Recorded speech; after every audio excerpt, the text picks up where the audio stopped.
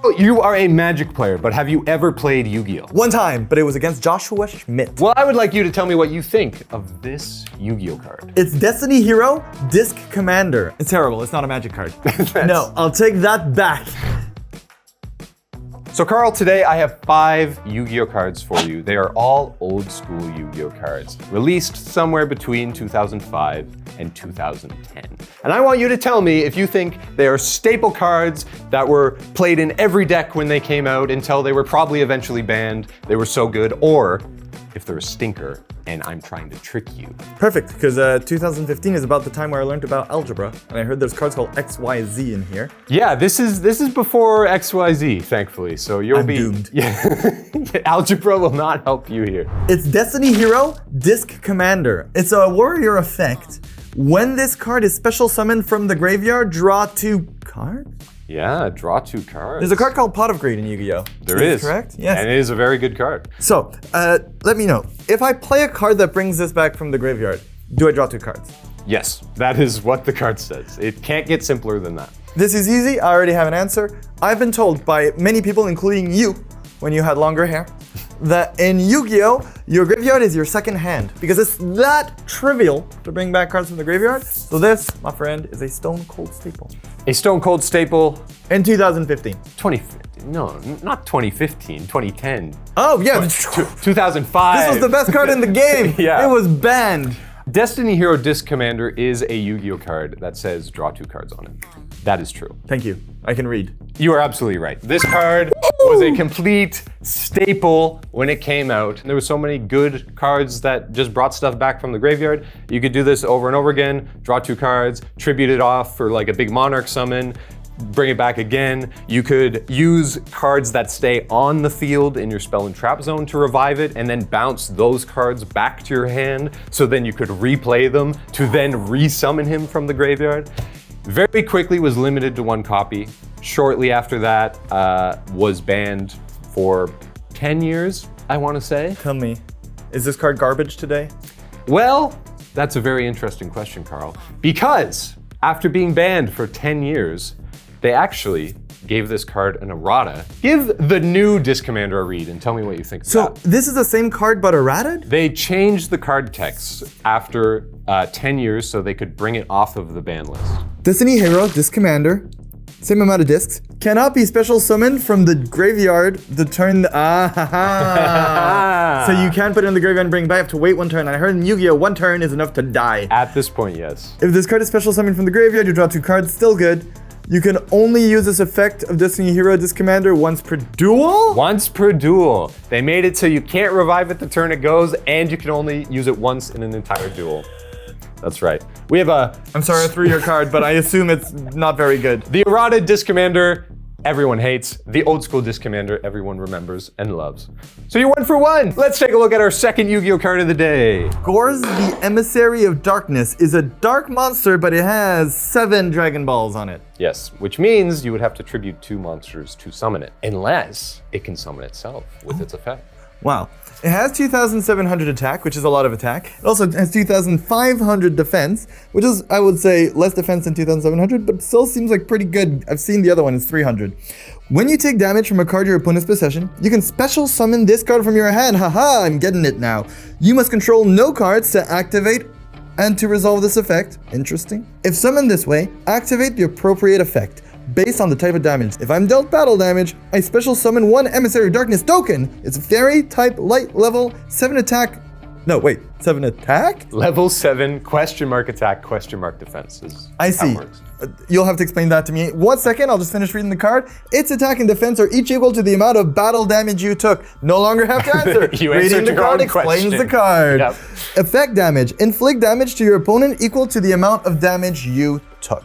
Either you get itself or you deal damage to your opponent based on... Do you still receive the damage? You do receive the damage, but basically the way it works, if they activate a spell that does damage to you, you have no cards on your field, you can throw this down from your hand onto your field, and then they will take that same amount of damage. Or if they attack you with a monster and you have nothing on your field, you take the damage from the attack, then you play this, and you get a token that's as big as the damage you took. So if they attack you for 1,500, you summon this So you and a get 1,500 token. Yeah. That's 2 bodies, and all they have to do is hit you. and you have to have nothing. Yes. So if they go first. No, they can't attack They if they can't go attack first. on the first turn, but yes, if they attack you while you have nothing, you can summon this and then get a second guy that's the same size as their guy. 2 bodies seems incredible. You are limited to a certain amount in Yu-Gi-Oh! You can control 5 monsters on your field. If this is good, there's a meta where people don't want to attack or deal damage, or like attack with smaller things first in case you activate this if you have nothing on the board. So I could see this being kind of an issue back then. But also, by the time you win in Yu-Gi-Oh, your opponent can't do anything anymore, right? You start attacking after you've made them not be able to play anything, and you've gotten rid of their hand and their will to live. I mean, at this point that this card came out, the games were a lot more back and forth, you know. It's good. It's not like today where games were only 2 or 3 turns long. Usually there was a lot more like grind game, back and forth card advantage kind of a thing happening in the early. In that case, late let's 2000s. say you're attacking me with 1,000. Is that a reasonable size creature? It's quite small. Most normal summons, like a good normal summon, the best ones were 1900. If a card had a good effect, it was probably more like 15 or 14, somewhere in that range. Okay, say you're attacking me with a 2,000. Sure. And I decide to put this on the board and then also put a 2,000. Yes. I just got whatever you were willing to play. You were like, I'm fine with a 2,000. I have one and also this. That's good. Yep. But you hit me first, but I can hit you back. Yep. If you dealt me damage, I not only deal you that damage, but I get this, and you are willing to spend a spell to deal me that damage, and then also I get a big body on the field. So I'd say this is, without using any resources, on your turn. Also, if you attack me, then the other one has to attack this, right? Yeah, if they have multiple monsters, they attack with one of them, and then you play this, you get it and the token, then their other monsters would have to kill these first before they can attack you directly. I'm a TCG player. You're a TCG player. You're a TCG player. You're probably also a TCG player, and so are All you. of you. I didn't forget you. Even you. And TCG players cannot resist value. So even if this was just pretty good, I'm pretty sure this was a staple because we can't resist. You can't resist the value of an extra free body. This is 2 monsters in 1. You did say something very funny to me that you said if this card is good, maybe it creates this weird sort of game where people don't want to attack with their big stuff. You would want to attack with your small stuff first, which is exactly what happened because this was a staple card. 2 cards and 1 card has to be good. This card warped the battle phase of Yu-Gi-Oh! For a decade, maybe. Wow. Literally, there's people who still play to this day who will attack with their smallest monsters in ascending order up to their biggest monsters because this card was so played. It was everywhere. If you attacked with your blue eyes before you attacked with your Dark Magician, suddenly your Dark Magician doesn't get to attack because they have a 3,000 token on the board, right? So exactly what you said. You were spot on. Wow. Perfect evaluation. Gorz is a fan favorite. Have you been studying Yu-Gi-Oh! Without me? No, I got glasses so I can read the cards finally. That's because probably they're so what small. it is. Yeah, right. Well, we have a 3rd card coming up. Tell me what you think of Power Sync Stone. Okay, this one is pink. This is a pink card, which means it's a trap card. I can activate it. You can Good. activate No, your okay, trap wait. card. The meme is just so precious. Each time a monster effect is activated, place 1 spellstone counter on this card, but I can have maximum 2. And while this card has 2 spellstone counters, which is convenient because I can have a maximum of 2, face-up monsters on the field cannot activate their effects. What? Their effects are negated? But during each chain phase, remove all spellstone counters on this card. Yeah. So this that's an important distinction. So everyone just gets a limited amount of fun. If 2 effects are activated while this is on the field, suddenly no more. Finito. Yeah. I've played Yu-Gi-Oh! Once against Joshua Schmidt. He took a lot of game actions. There can be a lot of. Is this a way to limit Joshua Schmidt? It's a Josh floodgate. You heard it here first. So in Magic we have a thing called Storm, which is the more spells you play, you count a Storm count, and at the end you copy something for the amount of Storm. And the best way to defeat that strategy is cards that are very similar to this. Right. So in Magic, this would be a card you would play a lot in the sideboard that you could bring in for your future games. because when people want to play a lot of spells, it's really important to prevent them from doing that. Now, every deck in Yu-Gi-Oh! Is Storm. I mean, you do play a lot of cards on your turn because you don't have mana, so if you have 5 cards in your hand, chances are you can play quite a few of them. The issue is this is symmetrical, and you can't activate your monsters on your opponent's turn. There are some monster effects that can activate on your opponent's turn. Like if you have monsters on the field already, using those effects will give the counter, but it's just, in general, most effects happen when you play the monster and then it'll do a thing. So after 2, it's over. Once you do 2 monster effects, that's all you get for the turn. This one's tough. I'd be inclined to say that it's good, but it could also just be underwhelming. I will say that this is a staple with a caveat, and the caveat is if there's a way to bypass the symmetry, this card is incredible, right? If there's a way, if you have a deck that doesn't need to do that many activations, or that somehow deletes this on your turn. Well, yeah, you could use a card to destroy this once it comes back to you. And then you can play all your stuff. You can play whatever you want, yeah. You could do that. That would seem like exactly the kind of deck I would play. And I would say I want this to be a staple so much, because if you prevent your opponent from playing Yu-Gi-Oh, then they get to play more Yu-Gi-Oh if they only play 2 per turn. And you came to play Yu-Gi-Oh! Why would you not want to play more Yu-Gi-Oh? At which point I would say I would love this to be a good card. So out of pure hope, I will say it's a staple. Power Sink Stone, a staple. Carl, I'm loving Oh, is that correct? I showed you Gorz because it's basically a fog, and I know how much you love fog. I do. I showed you Power Sink Stone because it's a floodgate, which also leads into the foggy kind of strategy. But Power Sink Stone is a stinker. I'm so sorry, Carl. Oh no, I've been bamboozled. Your first incorrect answer. Basically what it boils down to is if you're going to try to stop your opponent from using their effects, you don't want to first let them use 2 effects, right? There's other ways to stop your opponent from doing stuff that don't involve letting them do stuff a little bit, right? You'd much rather play a card that actually negates what they're doing. Do those exist? There is a ton of very old cards especially that have like very blatant floodgate effects, but even today in the game there is still quite a few floodgates at like 1 copy on the ban list that just say like, negate all monster effects on the field by paying 1,000 life points to activate this card and things like that. Obviously, much better than Power Sink Stone. So it's kind of that battle of, yes, it's like a decent effect once you get there, but even then, it's not really worth the card in your deck. Taylor, morally, it hurts them so much more if you give them a little bit of a taste. That's right. Before you prevent them. They do step 1, step 2, and then you're like, haha, but now, no done. more. Sadly, a stinky, stinky card. There is people every once in a while that will be going on in the forums and saying, why doesn't anyone play this card? It seems so good. In general, a lot of people say floodgates should be banned because not playing Yu-Gi-Oh! Is not very fun. So flipping a trap that just like stops you from playing cards is kind of annoying. But everyone sort of agrees that Power Sink Stone is like the perfect level of like everything better than Power Sink Stone should kind of be banned, and anything this good or worse is fine. Well, those people on Reddit going around saying this would be good and trying to make it work, you're in my heart of the cards.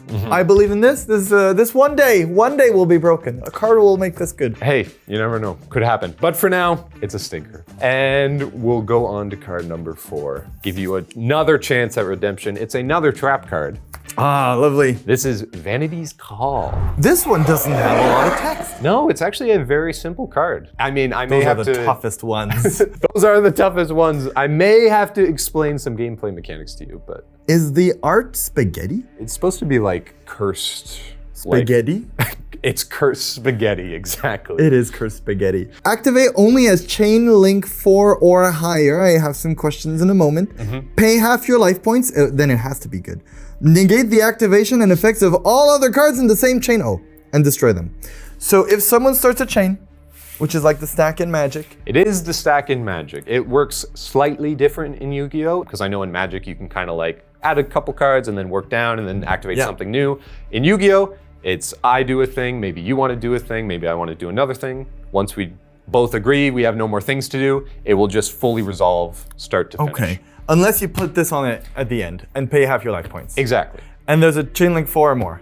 So 3 cards would be activated and then this would be the 4th card. But you can also add cards to the chain as well, right? So maybe they do 2 things and you do 1 thing and then you do this as your 4th thing, or they do 3 things in a row and you negate them all, or you just have to have a chain of 3 cards in a row before this. So in my game against Joshua Schmidt, I'll keep saying it because... Did you play a game against Joshua Schmidt?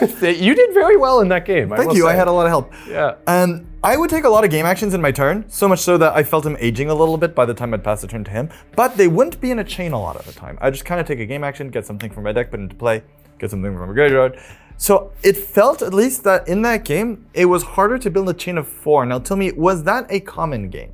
The game that you played with Dark World was past this point in terms of time frame. Later? It was, yes, the deck you played was actually later than this card. But that being said, it is quite deck dependent. There are decks that activate more things in a row than others.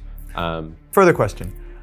Do you have sideboards in Yu-Gi-Oh? You do have a sideboard in Yu-Gi-Oh. So you can bring in cards for the further games depending on your matchup. If you are playing your 2 out of 3 match and you go first and you win, and then you know you're going second, you can take out your trap cards, or if you know you're going first, you can put in trap cards. Because generally trap cards aren't as good going second because you can't activate them on your opponent's first turn, right? So yes, you can side in specifically cards for a specific matchup as well. Further meta question. Would you ever call a sideboard card a staple? Yeah. Okay. I think so. Interesting. If it's played in sideboards, that counts as being played in decks for sure.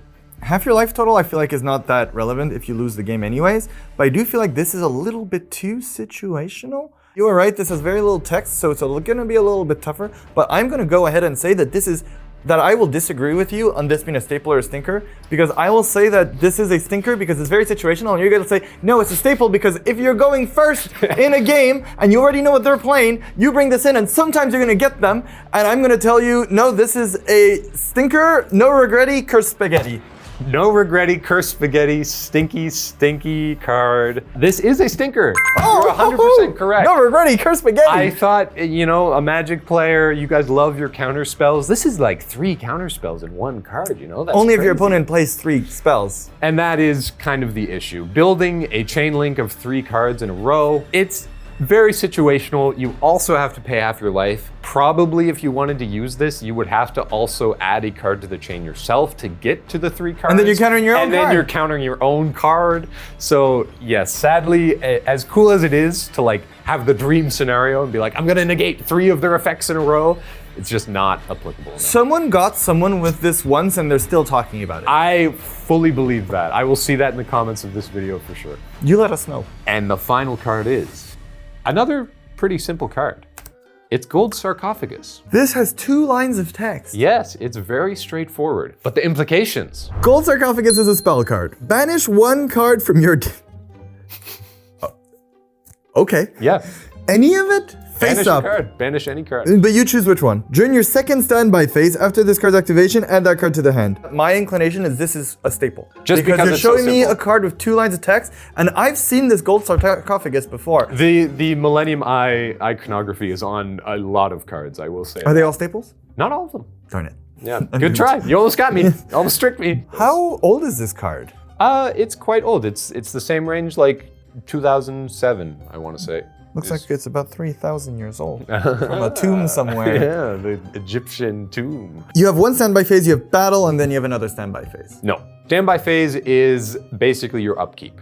So it's at the start of your turn. Oh, so your next turn you get the card. Not your next turn, but 2 turns. You have to wait 2 standby phases. So on your turn, you have your draw phase, then your standby phase, then your main phase. So during your main phase, you would play this card, banish something, and then pass to your opponent. They would have their turn. It would come back to you. You would draw 1 standby phase, have your turn, pass back to them. They have their turn. And then you would draw again, and that's your second standby is when you get the card to your hand. So you have to wait 2 turns for the card. It reads like 2 separate Magic cards. The whole concept, there is a card called Demonic Tutor. It was printed in the first set of Magic. It's extremely expensive. It's just 2 mana. Go get a card from your library and put it into your hand. Do you think this card's good? That sounds very good. Everyone agreed? Yeah. It's way too strong. So what they did is they made a card called Profane Tutor. Go figure, 2 turns later, you put that card in your hand. Well, there you go. Now, Demonic Tutor was a stone cold staple. Yeah. Can you guess whether Profane Tutor was good or not? I mean, in comparison to Demonic Tutor, it's much, much worse. You notice how I switched this video? It's my video now. I'm getting you to rate Magic Suddenly cards. I'm doing Stapler Sticker again. Yeah, I mean, that's the question, right? It has that like bad taste in its mouth because it's so much worse, but maybe it's still good enough. And that's kind of the question with this. Is waiting 2 turns for a card, So is that good enough to see Magic play? is slower than Yu-Gi-Oh! It I've is. been told many times. Yep. And yet, Profane Tutor was still just a smidge too slow. Some people played it sometimes in decks that were like very grindy and needed one specific card to win, but they were grinding the game. But in general, I've heard that that's a no-go in Yu-Gi-Oh! That's just not a strategy that people are interested in leaning into. So I would assume that 2 whole entire turns, by then your opponent's at like their next tournament even. Right? I will say that this is a trap. That people see this and they're like, well, any card in my deck? That sounds like anything I'd ever want. But by then you're dead. You're in the shadow realm. your soul has been banished. forever. Yugi's not blonde, he's gray. I would say that this is not a good card. Wow. We put a magic card in Yu-Gi-Oh! And Carl's saying it's not good enough. I to know, be it hurts played. my soul. Carl, Gold Sarcophagus is a staple. This card is so good. Why? How? It What's has the context? been good for so long. 2007, yes, the game was much slower. I will say that. So waiting 2 turns for a card actually was kind of fine. There was like enough interaction in the game that if you have a card in your deck that like is on the limited list and you can only play 1 copy of it because it's so good, if you can Gold Sark for it and then just sort of like set some traps. Is that good? It's that good. Gold Sark is a verb? Yeah, you can Gold Sark. That's it. That's what you do. Okay, You it is a banish it from your staple. deck. You get your card that you need to win the game, basically. Yes, you have to wait 2 turns, but you could kind of survive for that long in these older formats. It was a prize card originally for winning like YCS level events before YCSs existed, essentially. And even before it was publicly available, it was put onto the limited list and you could only play 1 copy of it. I should have known by the fact that I had the eye on it. But even in modern day, what if you didn't have to wait 2 turns to get the value? What if there was cards in Yu-Gi-Oh! That get an effect when they are banished? What happens then? You banish it straight from your deck to Because you can get just the get effect. anything in your library. You went 3 for 2. We'll be back. This was very fun. I'll be training. Heart of the Cards, you're gonna see my eye a lot bigger. Here you go, give Carl your Heart of the Cards. Thank you very much. Check out the video on the Magic channel of me looking at Magic cards because I did way better than Carl did. And while you're still there, please watch the video of me playing against Joshua Schmidt. You might be seeing it right now in the 2 videos that are suggested. Or watch the new video we did with Josh. We just played Genesis with him and it was really, really fun. Check it out. There's also a video where we shuffled cards for 24 entire hours. I put that on every night to fall asleep.